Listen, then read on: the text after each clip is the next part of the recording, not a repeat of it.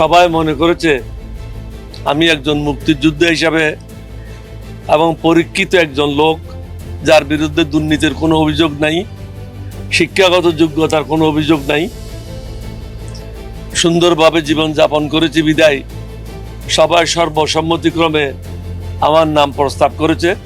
কেন 11 দলীয় ঐক্যের মনোনীত রাষ্ট্রপতি প্রার্থী কর্নেল অলি চাইলেও রাষ্ট্রপতি হতে পারবেন না? যার পেছনে আছে মূল কারণ সংবিধানের এক কঠিন মারপ্যাচ। দেশের 23তম রাষ্ট্রপতি নির্বাচন ঘিরে জমে উঠেছে রাজনীতির মাঠ। একদিকে ক্ষমতাসীন বিএনপির প্রার্থী মির্জা ফখরুল ইসলাম আলমগীর, অন্যদিকে জামাত ইসলামীর নেতৃত্বাধীন 11 দলীয় ঐক্যের প্রার্থী কর্নেল অবসরপ্রাপ্ত অলি আহমদ। কিন্তু প্রশ্ন উঠছে, ভোট আদৌ কতটা প্রতিদ্বন্দ্বিতাপূর্ণ হবে? নির্বাচন কমিশনের তফসিল অনুযায়ী আগামী 20 আগস্ট দুপুর 2টা থেকে বিকাল 5টা পর্যন্ত জাতীয় সংসদ ভবনে ভোট গ্রহণ অনুষ্ঠিত হবে। মনোনয়নপত্র জমার শেষ সময়সীমা 13 আগস্ট বিকাল 4টা। ভোট দেবেন জাতীয় সংসদের 349 জন সংসদ সদস্য। বিদায়ী রাষ্ট্রপতি মোহাম্মদ শাহাবুদ্দিনের পদত্যাগের পরেই ডাকা হয় এই নির্বাচন। কিন্তু লুকিয়ে আছে সংবিধানের এক বিশাল মারপ্যাচ এই ভোটে।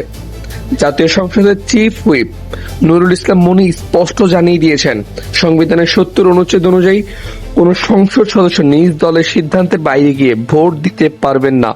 ভোট দিলেই বাতিল হয়ে যাবে তার সদস্যপদ, অর্থাৎ প্রতিটি এমপি বাধ্য থাকবেন তার নিজ দলের প্রার্থীকেই ভোট দিতে। জাতীয় সংসদে বিএনপির রয়েছে সুস্পষ্ট সংখ্যাগরিষ্ঠতা, ফলে 70 অনুচ্ছেদের বাধ্যবাধকতায় বিরোধী দলের কোনো এমপি চাইলেও দলীয় সিদ্ধান্তের বাইরে গিয়ে অলি আহমদকে ভোট দিতে পারবেন না। ফলাফল সংখ্যার হিসেবে আগে ভাগে স্পষ্ট হয়ে যাচ্ছে, প্রতীকী প্রতিদ্বন্দ্বিতা থাকলেও বাস্তবে জয়ের সম্ভাবনা নেই কর্নেল অলি আহমদের।